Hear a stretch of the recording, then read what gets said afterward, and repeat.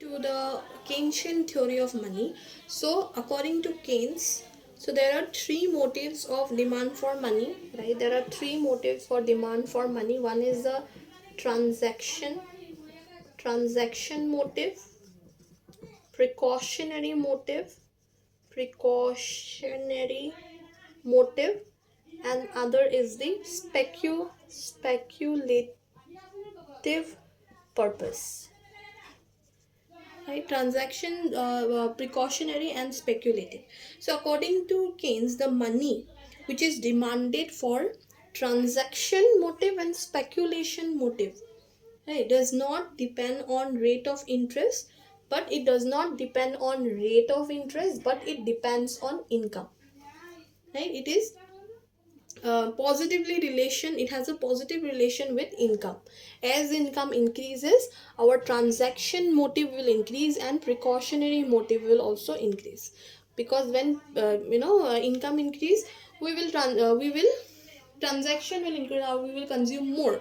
When our income also increase, precautionary motive for in we do more, so the precautionary motive will also be more, as more health insurance will increase, or people will keep more money in order to for their upcoming circumstances, unwanted circumstances. So for this also, income will be directly related to transaction and precautionary motive, but it is inversely related to speculate, not inversely, but rate of interest does not affect this. Even there is increase in rate of interest, or there is a low rate of interest, but transaction and precautionary motive will be there.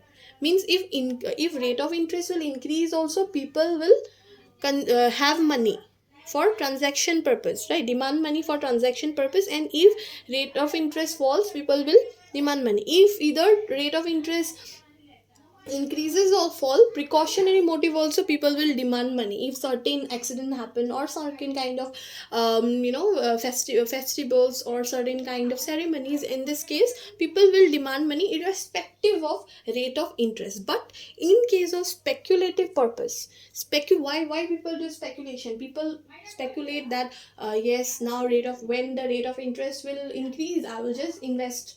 When rate of interest will fall, I'll just take out my money. So that is speculative money purpose, right? So here, demand for money for speculative purpose, when rate of interest increases, right, the demand for money for speculative purpose will, demand for money for speculative purpose will fall. Why it will fall? Because people will not hold money for speculation.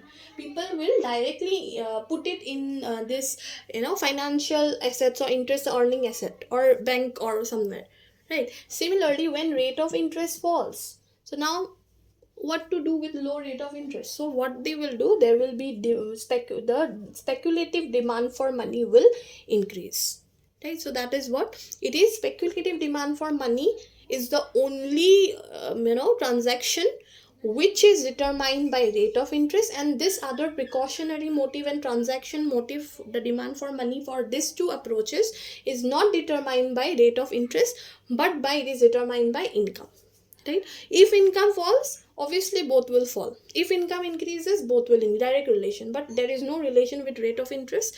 Here, speculative demand for money have inverse relation with the rate of interest. So now let us see the curve or graph of, for transaction, speculative and precautionary demand for money. So now, as we have said that transaction motive and precautionary motive, demand for money for these two motive are, do not have no effect, means the rate of interest have no effect on these two motives, right? So in this case, what happen, if we take your money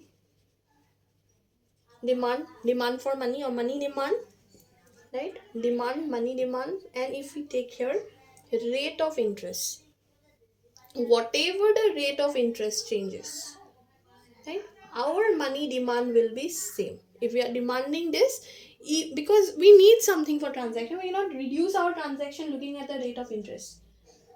What money which we want to consume, we are not we do not relate it with rate of interest. So whatever is the rate of interest, our transaction demand for money and our speculative demand for money will be same.